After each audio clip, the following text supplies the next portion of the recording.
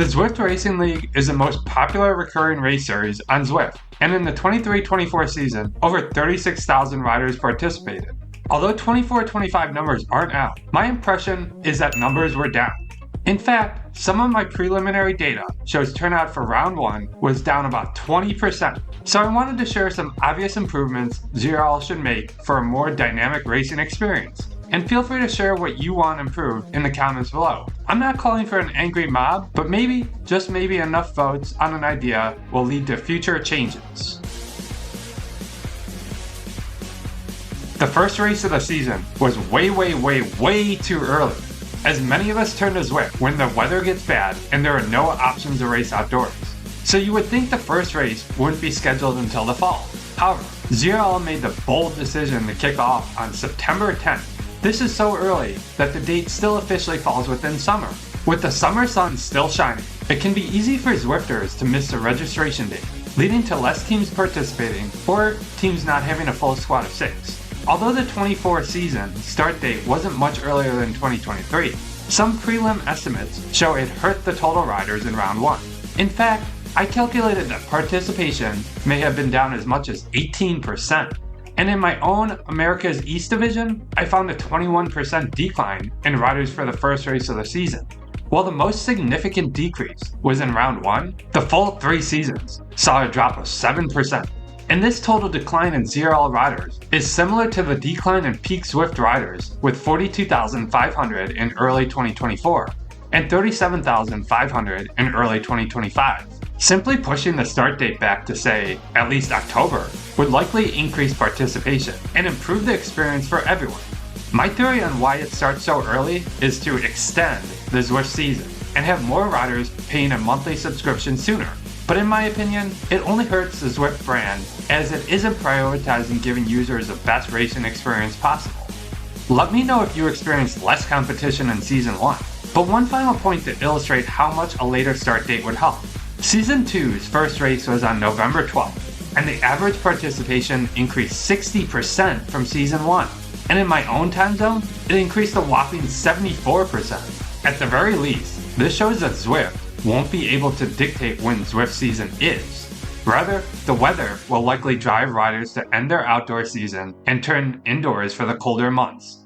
In the description below, I have detailed all my underlying calcs of this data presented. The race formats are getting a bit stale. Team time trial, points race, scratch, and repeat. It seems lazy of WTRL just to pick 6 routes and slap on the same format over and over again. At the very least, they could pick routes that make sense for the week's format. Let's consider race 5 of round 2 and race 6 of round 1. The selected courses were Keith Hill After Party and Breakfast, Crits, and Grits. Keith Hill has 1 sprint banner and ends at a climb, while Crits and Grits has 8 segments.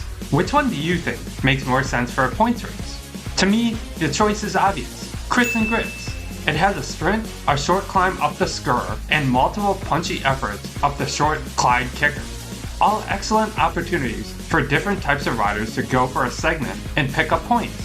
But what did ZRL do? Well, they made Keith Hill the points race. Effectively, it became 1 segmented sprint, and the rest of the points were based on finishing position. To me, this is just another scratch race.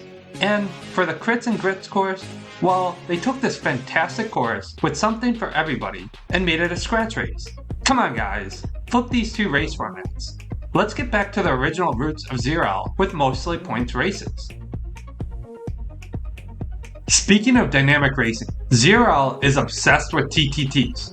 Yes, they can be fun, but have you ever tried watching the Zwift live stream of TTT races? Boring! ZRL should create excitement, but when I watch these live streams, all I see is 6 riders in a line. At least with scratch races, you can visually see who has a gap. TTTs not only lack dynamic racing, but are a logistical nightmare. Think about it. Every single rider has to provide info for the pull sheet. If one rider drops out last minute, the original plan is completely out the window. Another huge issue is the fact that it makes for a less diverse team. I have multiple riders on my own team who don't speak English as a first language. Any other race format, we can overcome this. But in TTTs, we find it difficult to communicate well if a rider is lacking in the team's native language. ZRL should be attempting to expand the league rather than limiting it with silly factors such as this. The point being, literally any other race format makes it easier to include all riders, and let's not forget, 33% of races are dedicated to TTTs. I'm all for including 1 as a test of team power, but 2 seems excessive. Races are often too short for the upper cats and too long for the lower cats. As an A, I am looking to ride at least 45 minutes, but let's consider round 2's race over 21K of the New York Mighty Metro course. The A's crossed the line in a blistering 28 minutes, but at the opposite end of the spectrum was racing over 37K of Keith Hill Afterparty. The D's took an hour and 15 minutes to cross the line, and I've noticed most higher cat racers are happy biking over an hour, while lower cats might be aiming for a solid 30 to 45 minutes. The current course selection doesn't allow for this, and in fact does the opposite, forcing less time for higher cats and more time for lower cats. A simple change could be selecting one course length for C and D cats, and another length for B and A cats. Going back to the first example on the New York course, cats A and B could simply do 2 laps, which would make for twice the fun, or suffering, depending on how you view it, and about an hour ride. And cats C and D can stay with just 1 lap. Not only would this fix ride times, but ZRL could also get creative and fix courses so that the brutal climbs are about the same length for everyone.